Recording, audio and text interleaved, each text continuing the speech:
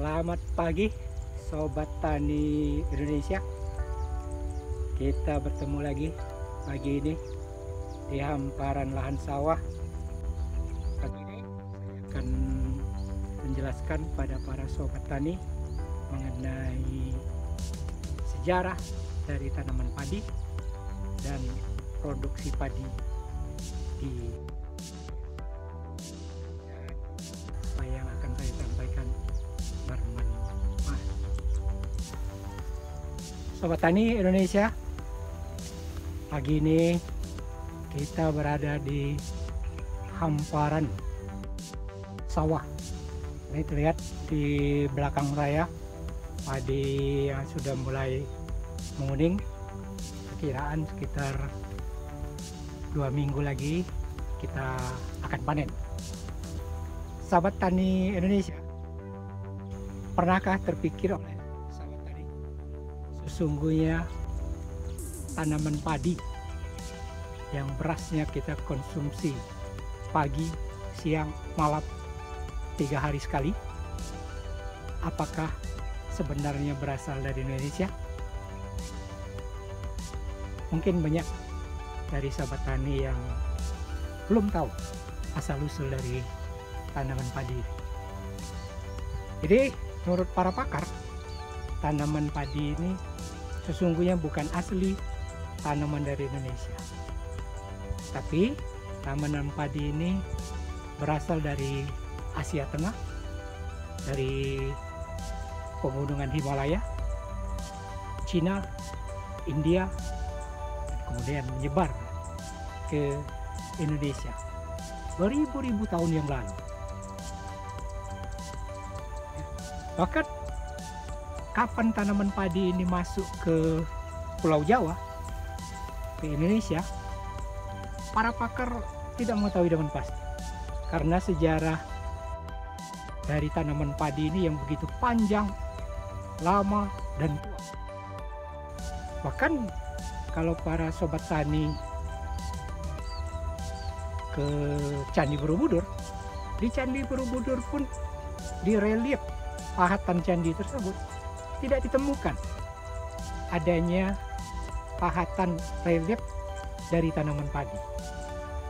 Menjadi pertanyaan, apakah nenek moyang kita waktu mendirikan Candi Borobudur belum mengenal tanaman padi? Rasanya tidak mungkin. Sebab nenek moyang kita sudah beribu-ribu tahun yang lalu itu sudah makan atau mengonsumsi tanaman padi. Ya. Yang dimiliki oleh Indonesia. Indonesia sebenarnya memiliki sumber plasma nutfah karbohidrat ini tidak kurang dari 77 jenis sumber karbohidrat. Tapi sayang, yang sangat berkembang untuk memenuhi kebutuhan karbohidrat di Indonesia itulah adalah tanaman padi. Padahal kita memiliki 77 jenis. Ada sagu, ada jagung, ada sukun, dan lain-lain. Ada umbi-umbian, banyak sekali jenisnya. Karena itulah Indonesia sampai sekarang masih mengimpor dari beberapa negara. Sesungguhnya Indonesia ini hebat. Kita adalah penghasil beras nomor 3 terbesar di dunia. Kita kalah dari Cina dan India. Kedua negara ini produksi padinya itu mencapai lebih dari 51% dari produk padi dunia.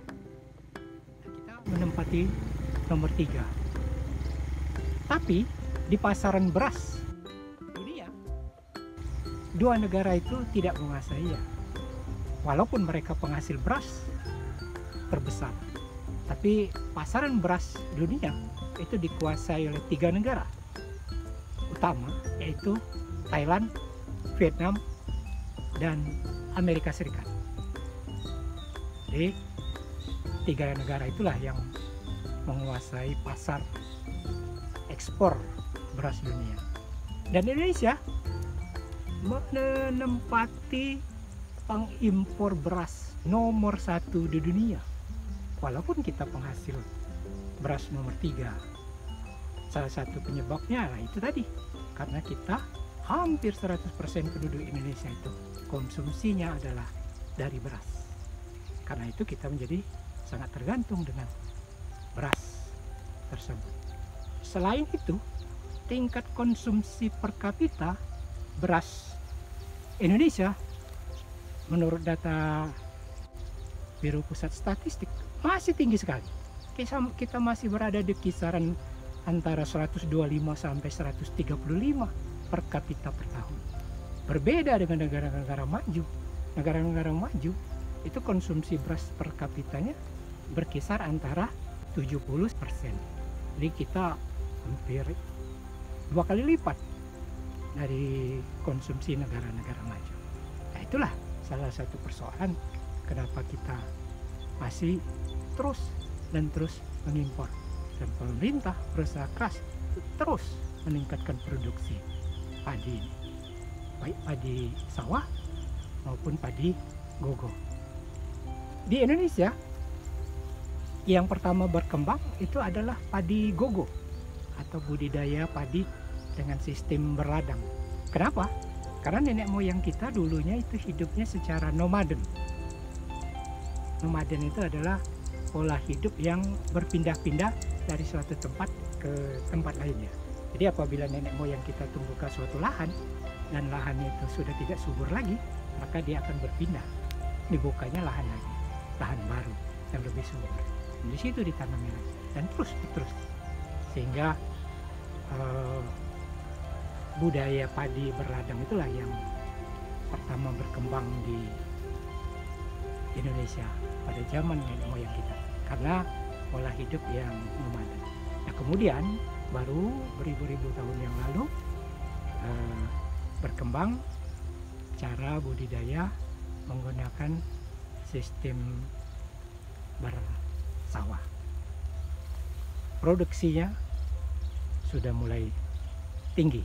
Jadi produksi padi sawah ini jauh lebih tinggi kalau dibandingkan dengan padi ladang.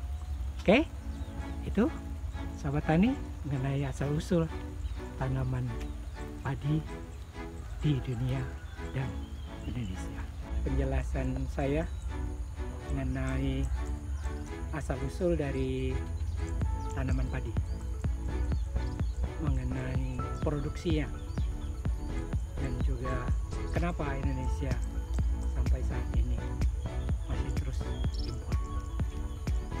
Padahal Indonesia kaya akan sumber pangan karbohidrat yang jumlahnya sangat banyak, tersebar dari Aceh sampai ke Papua. Mudah-mudahan apa yang saya sampaikan bermanfaat bagi sobat tani semuanya, dan saya tutup pertemuan kita ini.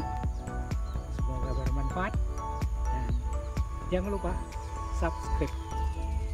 Terima kasih atas perhatian. Assalamualaikum warahmatullahi wabarakatuh.